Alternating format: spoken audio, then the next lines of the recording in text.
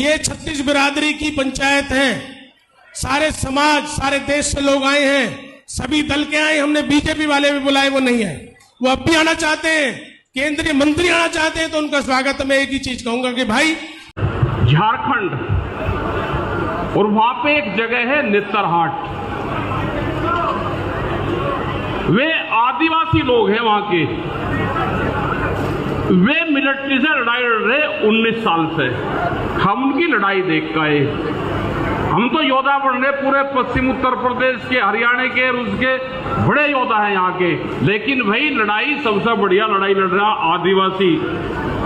यहाँ तो पुलिस से लड़ाई नहीं लड़ी जा रही, वे लड़ रहे मिलिट्री से।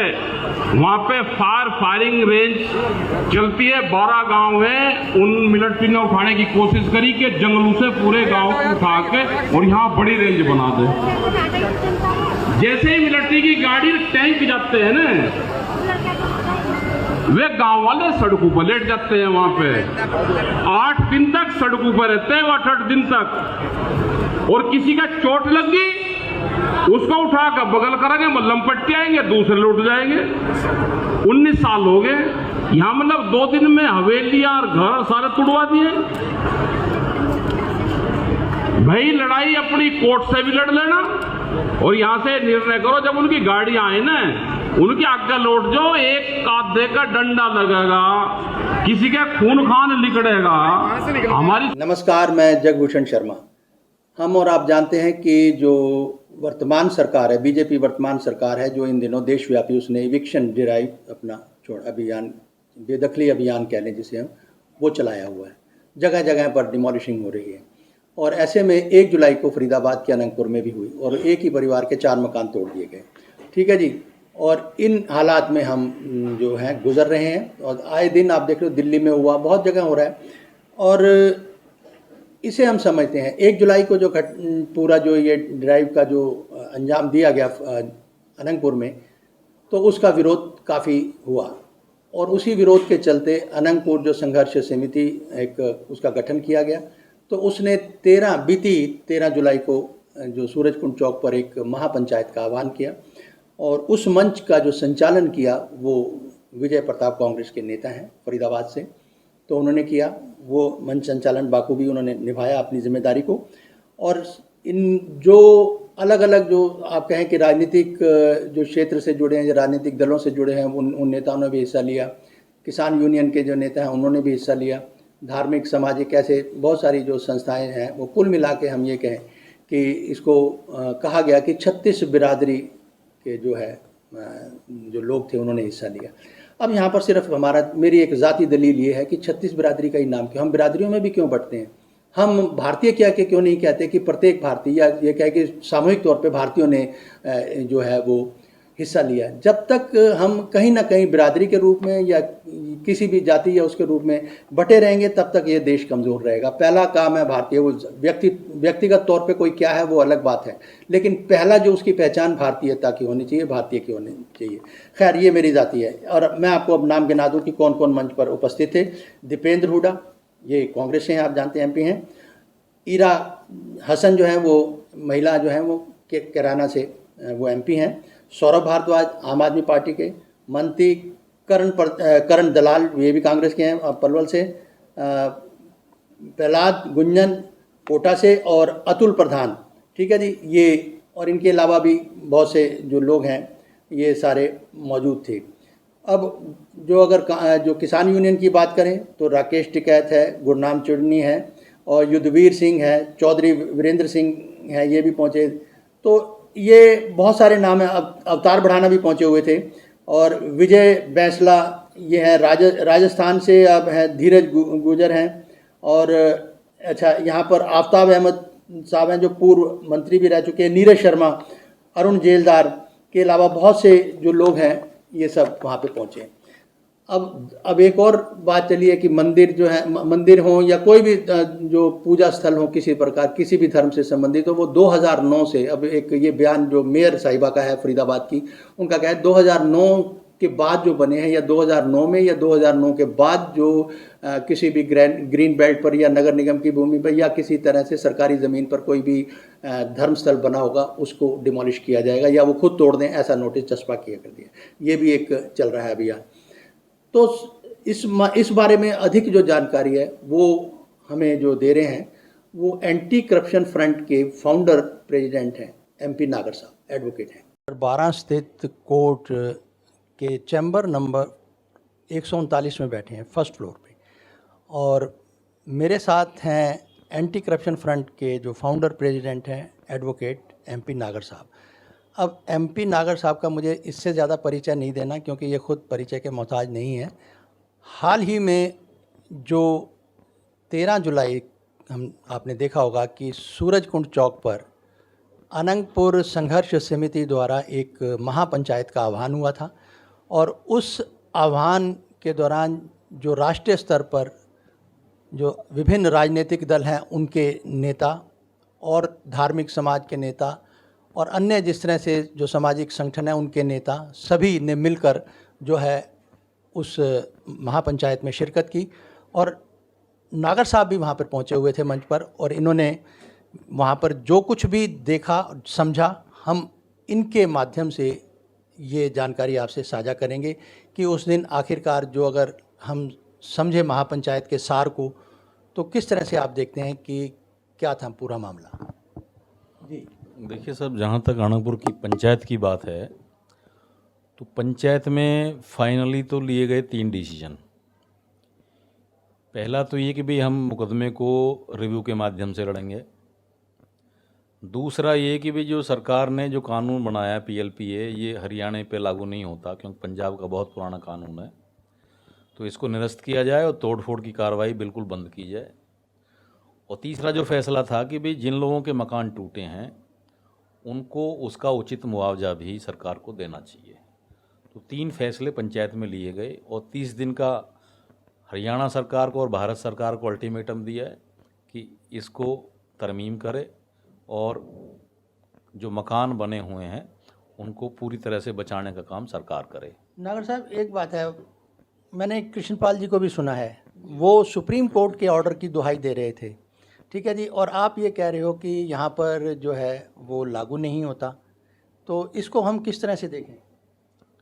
देखिए साहब, उसमें क्लॉज दिया है कि भाई अगर हरियाणा सरकार चाहती है या केंद्र सरकार चाहती है तो इस कानून को बदल भी सकती है, और लोगों को जो राहत देने का काम है वो हरियाणा सरकार के जिम्मे है और हरियाणा सरकार आसानी से लोगों को राहत दे सकती है। तो उस दिन जो महापंचायत में जो लोग बोलने वाले थे मुख्य तौर पर, उनका क्या कहना है? देखिए, जो मुख्य तौर पर लोग बोलने वाले थे तो क्योंकि सबके अलग अलग पहलू थे, सब ने अपने अलग अलग विचार यहाँ रखे। सिर्फ एक सेकंड रोकना चाहूँगा कि मंच संचालन कहें वो विजय प्रताप जो कांग्रेस के नेता हैं यहाँ पर, वो MLA का भी उन्होंने चुनाव कंटेस्ट किया, उन्होंने मंच संचालन किया और देखा है मैंने, बाखूबी उन्होंने संभाला स्टेज को। तो बाकी जो नेता थे वो क्या कहना, उनका जो पैगाम आप कहना चाह रहे हो वो क्या था? देखिए, जहाँ तक मैं जो कांग्रेस के जो MP थे दीपेंद्र हुड्डा जी, तो दीपेंद्र हुड्डा ने कहा कि भाई हम इस लड़ाई को विधानसभा में भी उठाएंगे अपने MLAs के माध्यम से और लोकसभा में भी उठाएंगे।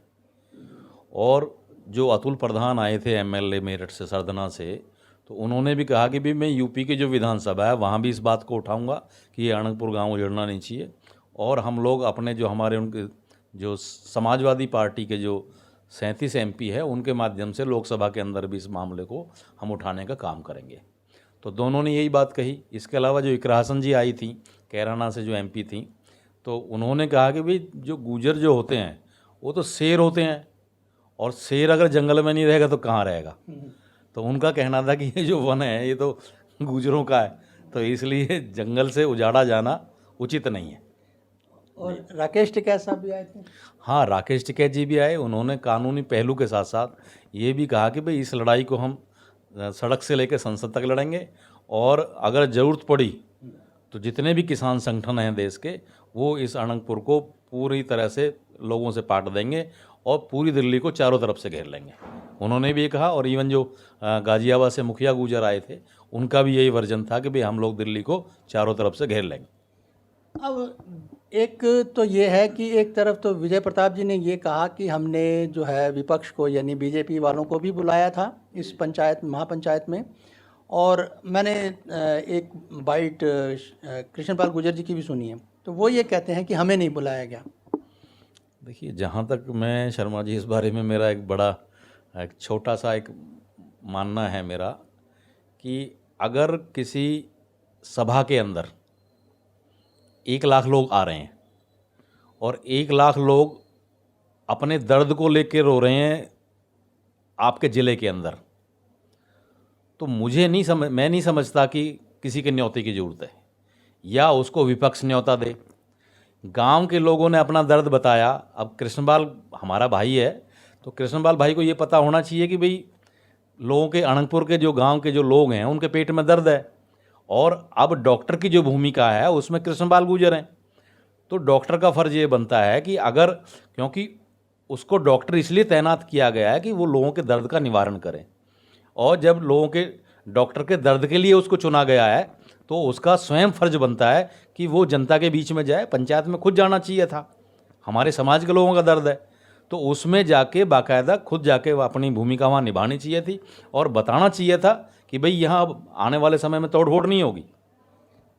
अब बतौर आप एंटी करप्शन फ्रंट के फाउंडर प्रेसिडेंट, आप इस पूरे प्रकरण को किस दृष्टिकोण से देखते हैं?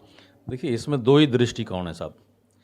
पहला दृष्टिकोण तो ये है कि हमें इस मामले को लेकर सुप्रीम कोर्ट में रिव्यू फाइल करना चाहिए, और जो गांव के लोग हैं और जो हमारे जितने भी पॉलिटिशियन लोग हैं, तो वो एक ऐसी भूमिका निभा रहे हैं कि भाई वो अभी कह रहे हैं कि भाई सरकार भी ये कह रही है कि भाई हम जो एडवोकेट जनरल है उसको खुद भेजेंगे वहाँ पैरवी के लिए। तो अगर वो प्रॉपरली पैरवी की जाएगी तो मैं समझता हूँ कि माननीय जो सुप्रीम कोर्ट है वो भी फैसला गांव के हक में ही करने वाला है, ऐसा मेरा मानना है।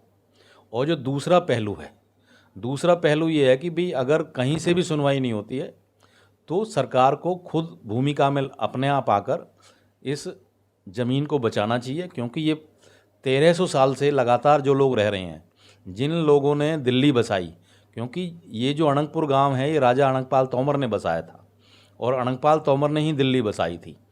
तो जिन लोगों ने दिल्ली बसाई, आज अगर दिल्ली उनको उजाड़ने का काम करेगी तो ये कोई अच्छा काम नहीं होगा, ये अन्याय का काम होगा। और अन्याय का काम, क्योंकि जो भी कानून बने हैं वो कानून लोगों के लिए हैं, जानवर तो बाद में आते हैं। तो इसलिए हमें अनंगपुर को बचाना और भी ज़्यादा ज़रूरी है कि ये, क्योंकि ह्यूमैनिटी का मामला है जी। मानवीय पक्ष अगर हम ध्यान में रख के सोचते हैं तो नागर साहब का कहना ये है कि ये मानवीय पक्ष जो सामने रख के सोचा जाना चाहिए।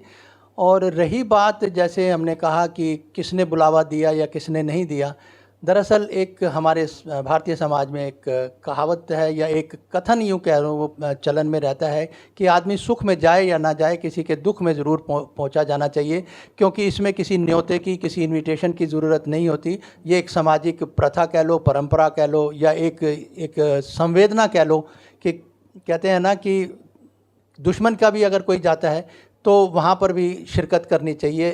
तो इस तरह से जो दुख का मामला है ये पहलू अलग है, और ये समझना, मेरा किसी के पक्ष में बोलना नहीं है यहाँ पर। यहाँ एक संवेदनशील बात है जो कि सोचना सभी को चाहिए। तो इसके साथ ही हम आगे बात करेंगे। नमस्कार। तो आपने सुना कि किस तरह से इन्होंने बयान किया। अब सवाल एक और बात है कि जागृत समाज को होना पड़ेगा। हम आपको बता दें कि जो देश लंबे समय तक गुलाम रहते हैं उनमें सच बोलने का या कड़ी मेहनत करने का साहस नहीं होता।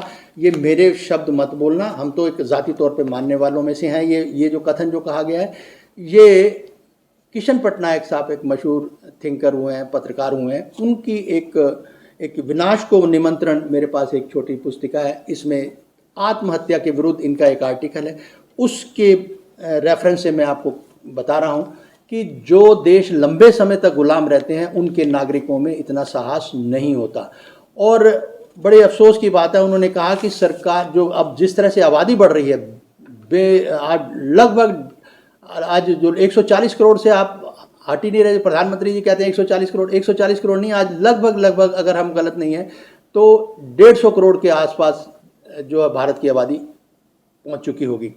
ऐसी नीतियां बनाई जाती हैं कि जहां बस्तियों की बस्तियां उजाड़ दी जाती हैं। ये मैं अभी इसको दिखाऊंगा आपको कि ये कहते हैं कि 21वीं सदी की सबसे बड़ी वास्तविकता ये होगी कि जनसंख्या के मुकाबले विश्व के कुल प्राकृतिक संसाधनों के अनुपात में एकाएक घोर कमी दिखाई देगी। आने वाले 40-50 साल में जनसंख्या में कितनी वृद्धि होगी, प्राकृतिक साधनों का परिणाम क्या होगा और आधुनिक विकास को शानदार ढंग से बनाए रखने के लिए प्राकृतिक संसाधनों का प्रति व्यक्ति उपयोग कितना होना चाहिए। इस तरह की कुछ बातों को इकट्ठा करके उसका एक गणित बनाया जा सकता है और उस गणित से कुछ सामाजिक आर्थिक निष्कर्ष भी निकाले जा सकते हैं। इस निष्कर्ष से तो यह निकलता है कि जब प्रति व्यक्ति प्राकृतिक संसाधनों के अनुपात में घोर कमी आ जाएगी तो विकास और जीवन स्तर में बढ़ोतरी की दर बनाए रखने के लिए करोड़ों करोड़ों लोगों का बलिदान करना होगा। बहुत सारी स्थानीय आबादियों का जो है सफाया करना पड़ सकता है, जिस तरह उत्तरी अमेरिका में एक बार हो चुका है। उससे छोटे पैमाने में सोवियत रूस में भी एक बार हो चुका है, जर्मनी में भी एक बार ऐसा हुआ था। यानी यूरोपीय जो लोग हैं इस तरह की कार्रवाइयों से अपरिचित नहीं हैं। महाहत्याओं और नरसंहार जेनोसाइड की बजाय आर्थिक योजना ही ऐसी बनाई जाएंगी कि सफाया अपने आप हो जाएगा। लगातार भूखमरी, महामारी या प्यास से